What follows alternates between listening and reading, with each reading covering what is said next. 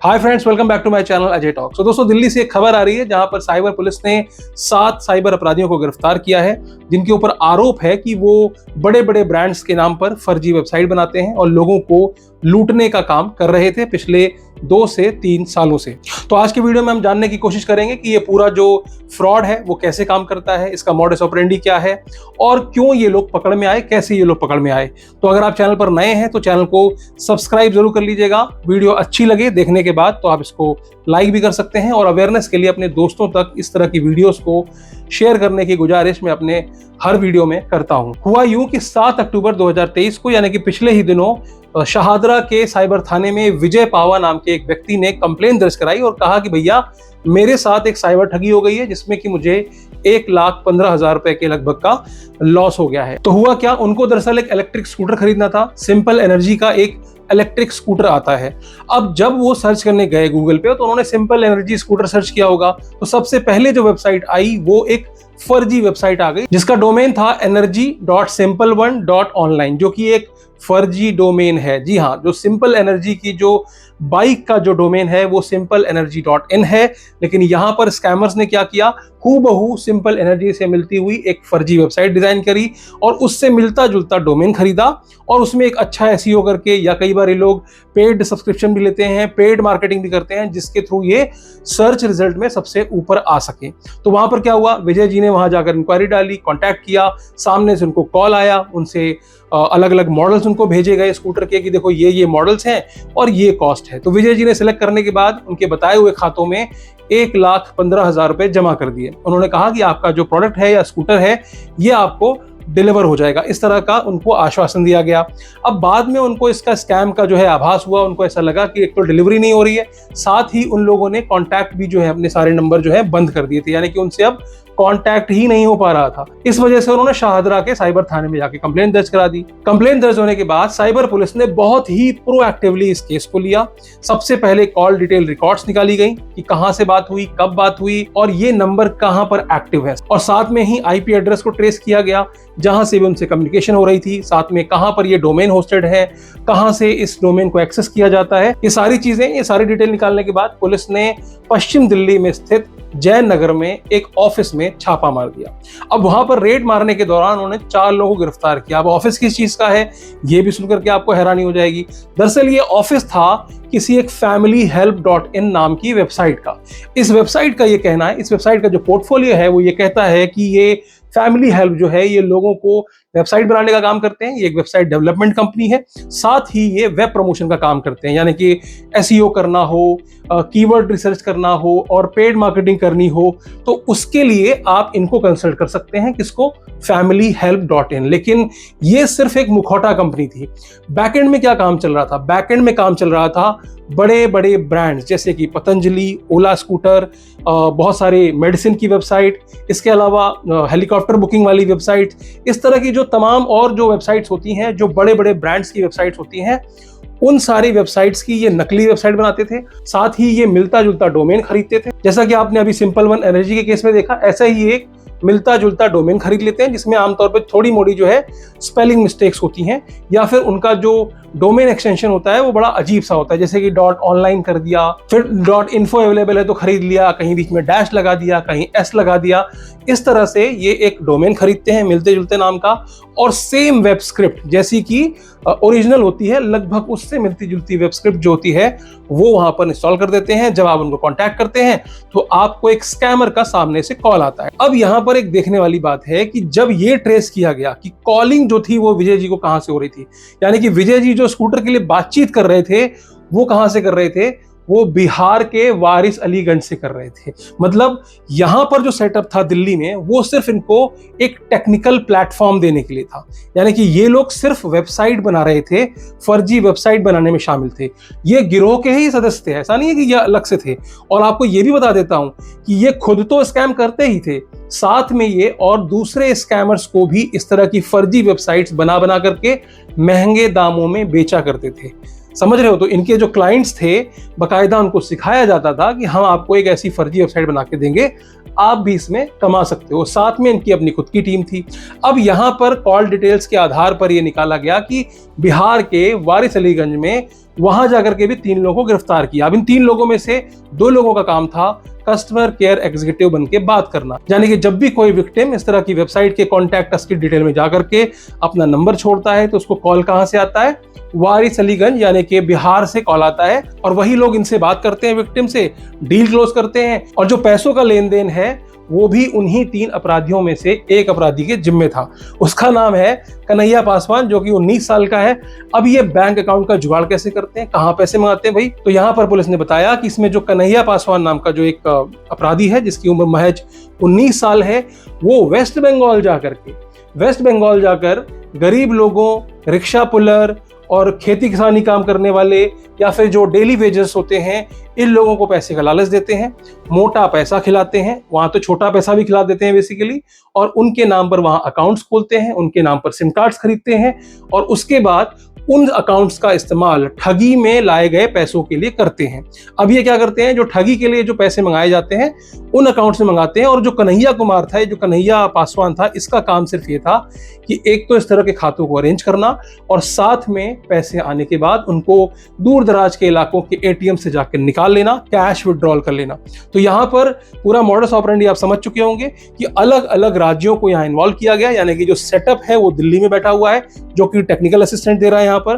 फिर कॉलिंग के लिए बिहार में बैठे हुए लोग हैं जो कि बाकायदा कस्टमर केयर बन करके आपको कॉल करते हैं और साथ में जो पैसों का भी जुगाड़ है वो भी बिहार में बैठे हुए लोग पश्चिम बंगाल के खातों में करते हैं। तो यहाँ पर अगर पुलिस किसी भी तरह से एक्टिव होकर के तीनों अलग अलग राज्यों में दबिश डाले तब जाकर के ये पकड़ में आते हैं। तो इस तरह का जो मॉडस ऑपरेंडी है इसके तहत बहुत सारे केस पहले भी सामने आए हैं जहां पर फ्रेंचाइजी के नाम पर, फ्रेंचाइजी देने के नाम पर भी इस तरह के फर्जी वेबसाइट बनती रही हैं।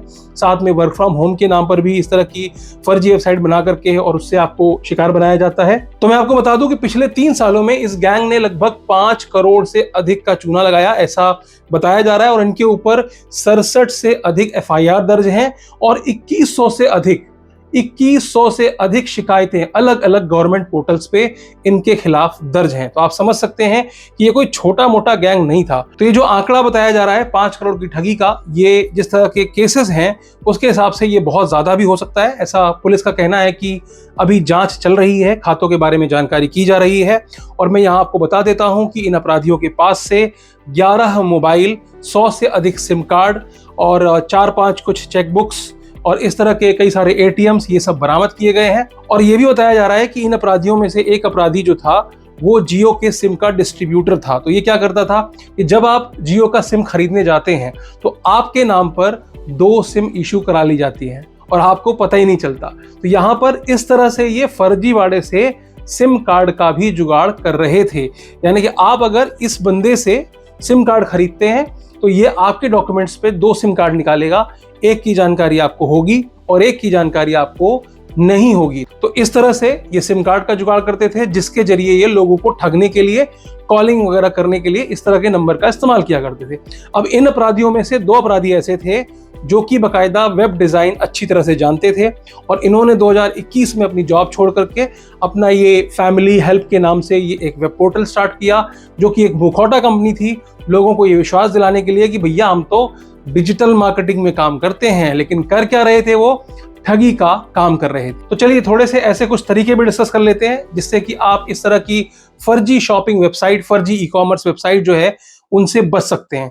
सबसे पहली चीज तो किसी भी ऑथेंटिक वेबसाइट से ही शॉपिंग करें। जैसे कि हम जानते हैं अमेजॉन, फ्लिपकार्ट, मिंत्रा और भी तमाम सारी वेबसाइट्स हैं जिनको हम जानते हैं, वेल नोन है, टीवी और विज्ञापन आता है। सबसे पहली प्रायोरिटी आपकी होनी चाहिए कि आप यहां से ही प्रोडक्ट खरीदें। नंबर 2, अगर आपकी मजबूरी है, कोई आपने विज्ञापन देखा कहीं इंस्टाग्राम पे, फेसबुक पे या कोई एडवर्टीजमेंट कहीं चल रहा है और कोई नई वेबसाइट आपके सामने आती है और आपको लगता हो कि वो प्रोडक्ट खरीदना ही है, तो पूरी कोशिश होनी चाहिए कि आप सीओडी में ऑर्डर करें, क्योंकि आमतौर पर इस तरह की जो फर्जी वेबसाइट बनाई जाती हैं वो आपको प्रीपेड में ऑर्डर करने के लिए कहती हैं। जैसा कि मैंने पिछले दिनों बोट की एक वेबसाइट के बारे में बताया था जो कि बाकायदा यूट्यूब पर और गूगल पर एडवर्टीजमेंट चला रहे थे और वहां पर क्या होता है, आपको प्रीपेड में ही ऑर्डर करना होता है। तो पूरी कोशिश होनी चाहिए कि आपको प्रीपेड ऑर्डर नहीं करना है, सीओडी में ही ऑर्डर करना है इस तरह की वेबसाइट से जो कि आपके लिए बिल्कुल नहीं हो। तो ये जो प्रोडक्ट्स आपको दिखाई दे रहे हैं ये बहुत सस्ते दामों में दिखाई दे रहे हैं, जबकि जो प्रोडक्ट 4000 का है वो यहाँ पर 400 का दिखेगा, जो प्रोडक्ट 3000 का है वो यहाँ 300 रुपए का दिखेगा। और आपको एक काउंटर दिखाया जाएगा कि भैया जल्दी खरीद लो, इतने सेकंड में या इतने मिनट में ये चला जाएगा। तो यहाँ पर जो जल्दीबाजी दिखाने वाली साइट होती है, यहाँ पर जो काउंटर चल रहे होते हैं कि नहीं जल्दी करो जल्दी करो, और ये काउंटर ना नेवर एंडिंग काउंटर है। आप 1 घंटे बाद भी आओगे तब भी आप देखोगे कि 50 मिनट ही लिखा होगा यहाँ पर। तो आपको जल्दीबाजी नहीं करनी है। इस तरह की कोई भी जल्दीबाजी वाली डील होती है उसको लेने से पहले 4 बार सर्च जरूर कर लें। अब अगला हम क्या कर सकते हैं, अगला हम ये देख सकते हैं कि जब भी आप कोई वेबसाइट पर पहुंचते हैं तो उस वेबसाइट की यूआरएल उठाइए, उसको गूगल में डालिए और उसका ट्रेस कीजिए कि भैया उस वेबसाइट के नाम से और भी यूआरएल्स हैं या नहीं है। क्योंकि आमतौर पर इस तरह की जो वेबसाइट्स होती हैं उसमें एक सिंगल पेज ही डिजाइन किया जाता है डील का, और वो पेज ही प्रमोट किया जाता है फेसबुक, इंस्टाग्राम और या एसएमएस के थ्रू या व्हाट्सएप के थ्रू। जहां पर आप क्लिक करते हो सीधे डील पेज पे पहुंचते हो, सीधे आपको पेमेंट करने का ऑप्शन दिखाया जाता है और प्रीपेड में आप वहां पेमेंट करके ठगे जाते हो। तो यहाँ पर क्या है आपको देखना है, सबसे पहले जैसे ही आप क्लिक करेंगे उसका डोमेन मिलता है, उस डोमेन को कॉपी कीजिए, कॉपी करने के बाद गूगल में डालिए और उसकी हिस्ट्री देखिए, उसका वेब प्रेजेंस देखिए कि क्या वो डोमेन वाकई में जेन्युइन है, क्या वो डोमेन वाकई में अवेलेबल है। अगला हम क्या देख सकते हैं, उस डोमेन नेम जिसको कि आपने कॉपी किया है, उस डोमेन नेम को who.is यानी कि हु इज में जाकर के सर्च कर सकते हैं। आप देख सकते हैं कि वो डोमेन कितना पुराना है।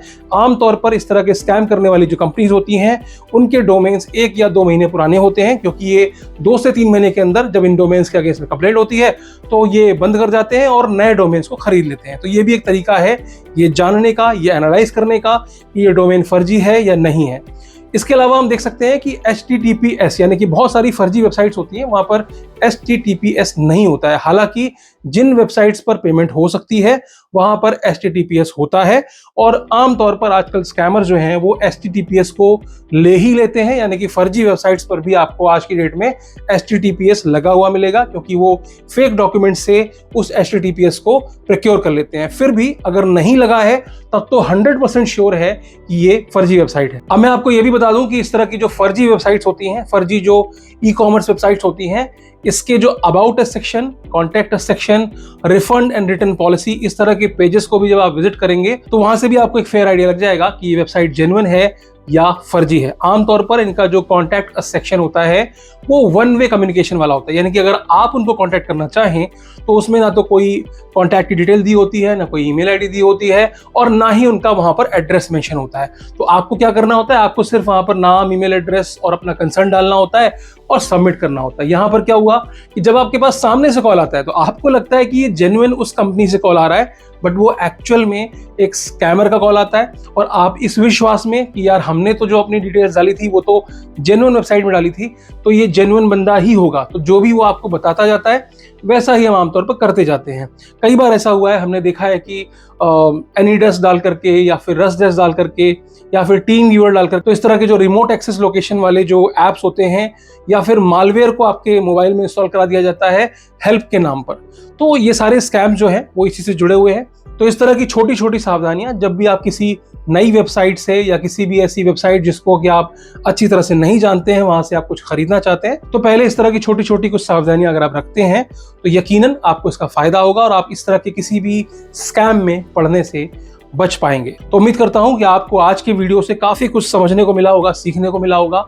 वीडियो अच्छी लगी हो तो भैया लाइक वाइक कर देना, चैनल पर नए हो तो सब्सक्राइब करते हुए जाना, और अगर आपको कहीं भी लगता है कि ये इन्फॉर्मेशन काम की है, आपके दोस्तों रिश्तेदारों तक ये पहुंचनी चाहिए, तो इसको अपने अपने व्हाट्सएप स्टेटस पे शेयर करो, चाहे सोशल मीडिया पे कहीं शेयर करो, या जैसे शेयर करना है वैसे आप इसको लोगों तक पहुंचाएं, ताकि लोग भी अवेयर हों तो आने वाले इस तरह के किसी स्कैम में पड़ने से बच सकें और अपना पैसा बचा सकें। तो वीडियो में अंत तक साथ देने के लिए आपका बहुत बहुत शुक्रिया।